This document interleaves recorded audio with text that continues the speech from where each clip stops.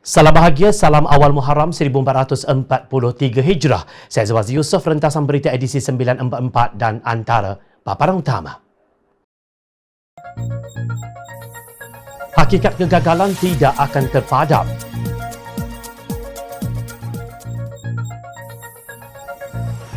Pasaran kuda menggila ketika COVID-19.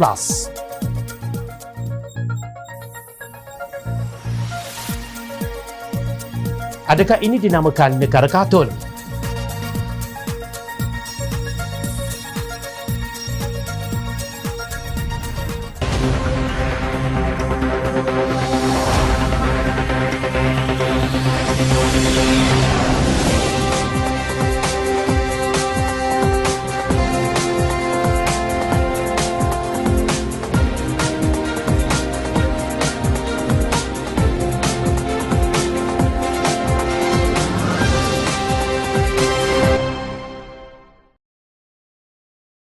Assalamualaikum dan salam bahagia.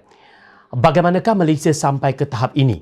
Kementerian Kesihatan Malaysia KKM didapati telah memadam kenyataan yang mengatakan sektor perkilangan merupakan penyumbang terbesar kepada kluster di negeri Selangor. Kenyataan itu dipetik daripada Pengarah Kesihatan Jabatan Kesihatan Negeri Selangor atau JKNS Datuk Indra Dr. Syahri Ngadiman. Portal Malaysia Deadline turut melaporkan kenyataan itu berdasarkan posting di Twitter dan Facebook rasmi KKM. Bagaimanapun menurut portal berkenaan, posting di kedua-dua platform itu telah dipadamkan. Dalam satu ucapan yang disiarkan di Twitter rasmi Kementerian Kesihatan Malaysia @KKM Putrajaya, Pengarah JKN Selangor itu memaklumkan sektor perkilangan merupakan penyumbang terbesar kluster di Selangor. Ia juga mendakwa tiada satu pun kluster di Selangor yang berpunca daripada sambutan perayaan. Ramai warganet mempersoalkan admin KKM terbabit kerana telah menarik balik status berkenaan. Antaranya Ahli Dewan Undangan Negeri Pakatan Harapan Rawang, Chua Wee Kiat, yang berkata kenyataan syari itu membuktikan kekhawatiran yang disuarakan sebelum ini berkaitan kluster perkilangan yang menyumbang kluster jangkitan wabak COVID-19 tertinggi di Selangor adalah benar. Beliau yang juga Ketua Angkatan Muda Keadilan AMK Selangor merujuk kepada ciapan syari di Twitter yang dipadamkan itu. Sebelum ini AMK telah mendesak pihak kerajaan untuk menutup sektor perkilangan sementara, termasuk meminta kerajaan negeri untuk menggunakan kuasa kerajaan negeri menutup sementara operasi kilang, katanya dalam satu kenyataan. Namun kata Wikiat, Menteri Perdagangan Antarabangsa dan Industri MITI, Datuk Seri Muhammad Azmin Ali, memberi amaran tindakan saman jika kerajaan negeri melangkaui keputusan kerajaan pusat yang membenarkan kilang-kilang berkenaan terus beroperasi. Malah Azmin juga menafikan sektor perkilangan menjadi penyumbang kluster terbesar. Ini jelas bahawa beliau mengeluarkan kenyataan yang mengeluarkan dewan atau berbohong, kata Wikiat. Beliau mendakwa demi menaikkan semula ekonomi dengan pelan yang tidak jelas, kerajaan hanya menjadikan keadaan semakin buruk. Jelas kerajaan hari ini bukan sahaja gagal dalam menjaga keselamatan rakyat, malah kerajaan tidak peduli akan kesihatan rakyat dengan mengerah rakyat berdepan dengan wabak pembunuh demi menaikkan semula ekonomi. Kerancakan program imunisasi kebangsaan tidak boleh dijadikan kayu ukur dan justifikasi untuk sektor perkilangan terus beroperasi dalam skala besar di seluruh negara, terutama di negeri Selangor, katanya. Terdahulu Pengerusi Pakatan Harapan yang juga Ketua Pembangkang, Datuk Seri Anwar Ibrahim, dalam hujahnya di Dewan Rakyat Julai lalu mendakwa MITI menggunakan kaedah pintu belakang tak kala memberi kebenaran kepada sektor industri beroperasi ketika pelaksanaan Perintah Kawalan Pergerakan PKP. Anwar merujuk kepada kenyataan Ketua Pengarah Kesihatan Malaysia Tan Sri Nur Hisham Abdullah yang berkata bahawa 11 daripada 13 kluster baru adalah kluster tempat kerja. Kenyataan itu diakui oleh Menteri Besar Selangor Datuk Seri Amiruddin Syari. Mengikut angka dan data terkini sepanjang Jun, 91% kluster di Selangor berpunca daripada pekerjaan, iaitu 80% kluster perkilangan dan 11% kluster tapak bina bersamaan dengan 125 kluster daripada dua sektor itu. Katanya, Azmin bagaimanapun berkata keputusan membenarkan kilang-kilang beroperasi dibuat secara kolektif dalam mesyuarat Majlis Keselamatan Negara MKN. Katanya peranan MITI hanya untuk mengkoordinasi supaya pihak yang dibenarkan dapat beroperasi dengan pematuhan prosedur operasi standard SOP yang ditetapkan. Dalam hubungan ini, AMK menggesa kerajaan mengeluarkan data jumlah pekerja kilang yang telah menerima suntikan vaksin COVID-19. Ini adalah penting agar umum tahu dalam kegairahan kerajaan membenarkan sektor perkilangan terus beroperasi. Adakah para pekerja ini diberi keutamaan mendapatkan vaksinasi dalam program imunisasi kebangsaan atau mereka hanya dikerah untuk menjana ekonomi tanpa perlindungan sewajarnya yang layak diterima para pekerja ini, tegas Wee Kiat. Kerajaan Perikatan Nasional sebelum ini mempolitikkan isu kenaikan bilangan kes positif COVID-19 ini dengan tomahan kononnya Selangor enggan menutup kilang bagi membendung wabak berkenaan. Sedangkan seperti yang disebut oleh Azmin sendiri, kuasa menentukan pembukaan atau penutupan kilang itu dipegang oleh MKN. Kini mereka padam kenyataan pengarah kesihatan negeri Selangor seolah-olah mahu menutup hakikat punca sebenar merebaknya wabak COVID-19 di Selangor. Pada masa yang sama, setelah peningkatan kes melebihi 20,000 kes sehari, barulah MKN mahu mengadakan mesyuarat bagi membincangkan peningkatan di beberapa buah negeri, terutama di Lembah Kelang. Begitulah kenyataan yang bercelaru dalam kalangan pimpinan Perikatan Nasional. Hadapilah hakikat. Kerajaan Perikatan Nasional gagal. Bagaimanakah Malaysia sampai ke tahap ini? Sekali lagi, persoalan yang menyerabutkan minda ini kembali. Imej Malaysia dari sudut ketelusan kini merudum, mungkin menghampiri tahap Somalia yang tercorot dalam Indeks Persepsi Rasuah Dunia pada tahun 2020. Menjelang September ini, apabila Perdana Menteri Tan Sri Muhyiddin Yassin, Perdana Menteri Tebu Atap kononnya mahu menentukan keabsahannya, beberapa media melaporkan tentang kemungkinan berlakunya pasaran kuda atau horse trading di negara ini.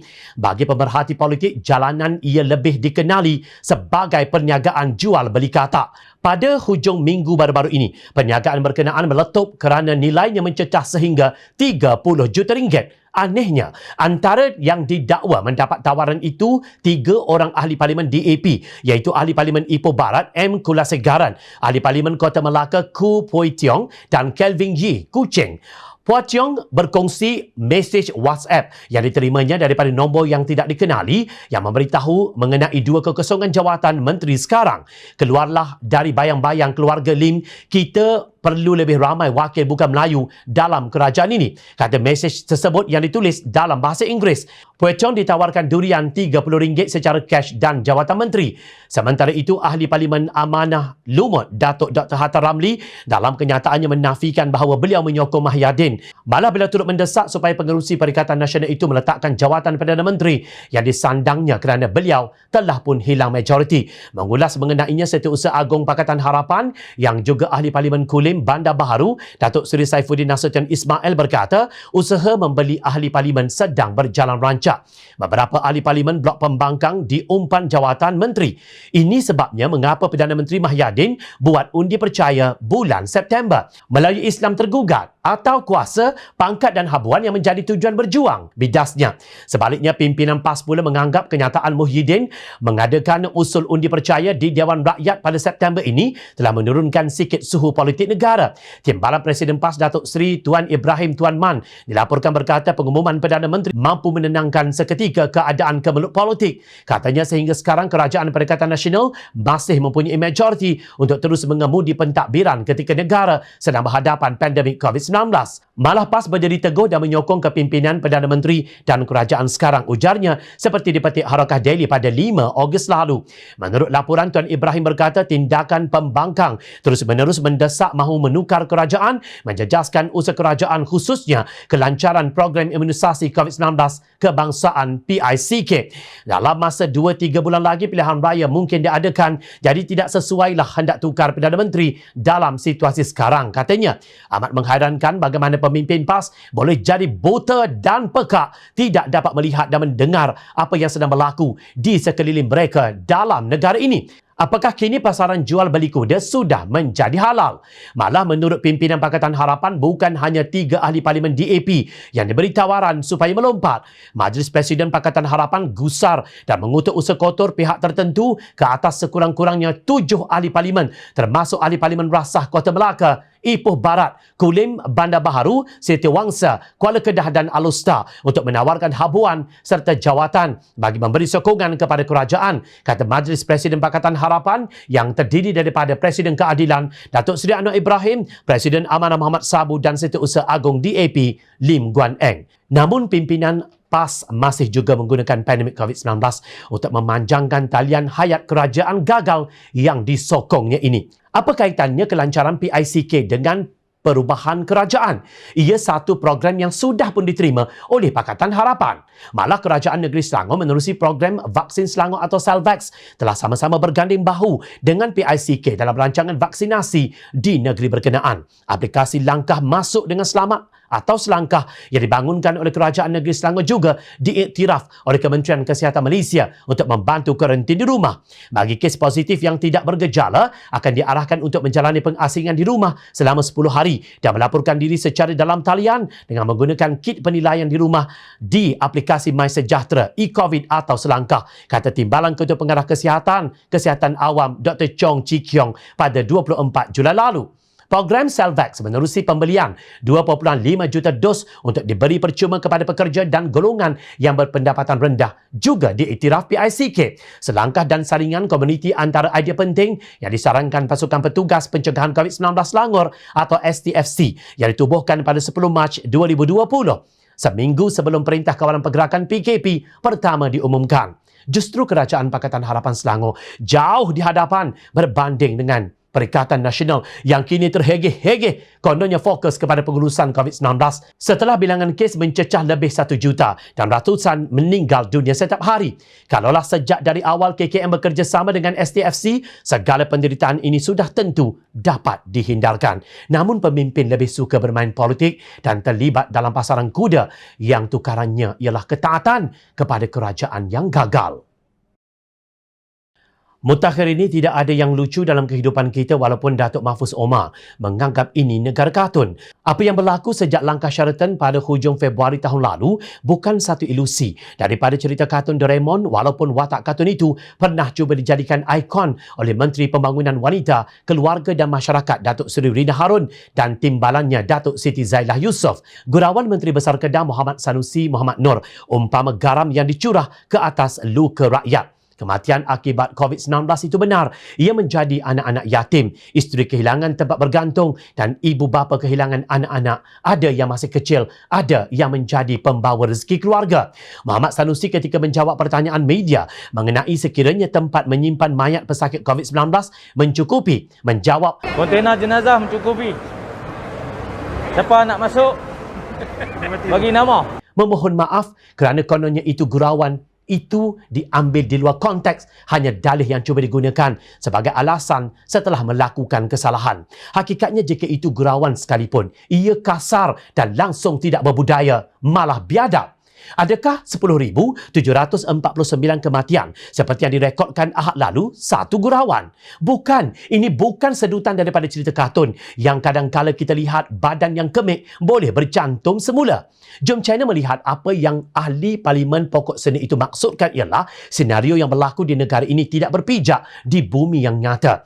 Beliau merujuk kepada beberapa tindakan kerajaan yang dilihatnya langsung tidak masuk akal. Antaranya pelantikan bekas Menteri Besar Perak yang kehilangan majoriti Datuk Seri Ahmad Faizal Azumu sebagai penasihat khas Perdana Menteri yang bertaraf menteri. Ahmad Faizal dilantik untuk menasihati Perdana Menteri Tan Sri Mahyadin Mat Yassin yang juga sudah kehilangan majoriti. Adalah difahamkan beliau akan bertanggungjawab menasihati Perdana Menteri dalam hal ehwal jalinan komuniti, komunikasi masyarakat dan pembangunan sosioekonomi. Ahmad Faizal kata Mahfuz hilang kepercayaan ahli Dewan Undangan Negeri untuk menerajui negeri Perak. Maknanya beliau gagal untuk memimpin negeri itu sama ada dari sudut perhubungan komuniti maupun komunikasi masyarakat. Apatah lagi dalam hal ehwal sosioekonomi. Tiba-tiba diambil untuk menjadi penasihat khas Perdana Menteri yang juga gagal mendapat kepercayaan majoriti ahli parlimen. Pada masa ramai rakyat yang hilang pekerjaan, hilang sumber pendapatan dan rasa begitu tertekan sehingga ada yang sanggup membunuh diri, tiba-tiba kerajaan boleh melantik seorang lagi menteri dengan gaji puluhan ribu ringgit sebulan. Kata Mahfuz semua itu peruntukan negara. Perdana Menteri hanya menambah pendapatan Ahmad Azumu, bukannya pendapatan rakyat. Beliau hairan bagaimana pemimpin PAS boleh menerima semua perkara ini, malah mengucapkan tahniah. Pemimpin PAS pun tak tahu nak beza antara keperluan wang untuk rakyat dengan wang untuk peja. Patutnya bagi saya bahawa dah cukup dah, tak perlu lantik pegawai. Dah lantik pegawai apa lagi? Hang dah tak ada majoriti.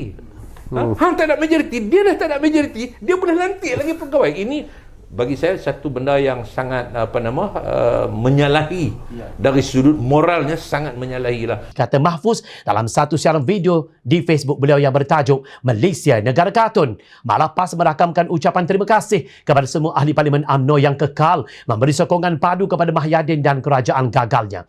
Timbalan Presiden PAS Datuk Seri Tuan Ibrahim Tuan Man berkata, sokongan daripada ahli-ahli Parlimen UMNO membuktikan bahawa mereka mengutamakan agenda mensejahterakan kehidupan rakyat, memerangi COVID-19, mencapai imuniti berkelompok serta menstabilkan politik dan ekonomi negara. Sekiranya berlaku peletakan jawatan, maka proses pemulihan negara akan terganggu, ujarnya dalam satu kenyataan lapoh Harakat Daily. Dalam sebuah hadis, Rasulullah SAW pernah berpesan bahawa akan muncul kumpulan manusia yang sangat gilakan kuasa. Kegilaan itu mengakibatkan kepada kemusnahan. Baginda SAW bersabda, sesungguhnya akan ada di kalangan kamu yang bersungguh-sungguh gilakan kepimpinan dan ia akan jadi satu penyesalan di hari kiamat. Ia hanya permulaan yang menyenangkan di dunia dan perakhiran penuh dengan penyesalan di akhirat. Hadis riwayat Al-Bukhari. Justru benarkah mereka yang berpaut kepada jawatan itu demi merealisasikan pelan pemulihan negara PPN atau kerana terhutang budi dengan ghanimah daripada scheme of things? Apakah maknanya apabila pemimpin terus berdegil malah menambah tekanan kepada kantor negara sambil bergurau tentang kematian akibat COVID-19? Kemudian mereka berretorik kononnya mengutamakan agenda mensejahterakan kehidupan rakyat, memerangi COVID-19, mencapai imuniti kelompok serta menstabilkan politik dan ekonomi negara. Sedangkan negara kita kini sebenarnya sedang meluncur laju ke arah negara yang hancur dan gagal. Percayalah, rakyat tidak mahu dikatunkan oleh para pemimpin. Ingat, rakyat sentiasa memerhati. Teruskan bersama kami di Jom Channel dan layar reporter jomchannel.net untuk mendapatkan berita politik tanah air. Saya Zawaz Yusof. Terima kasih. Assalamualaikum, salam sejahtera, salam ma'al hijrah.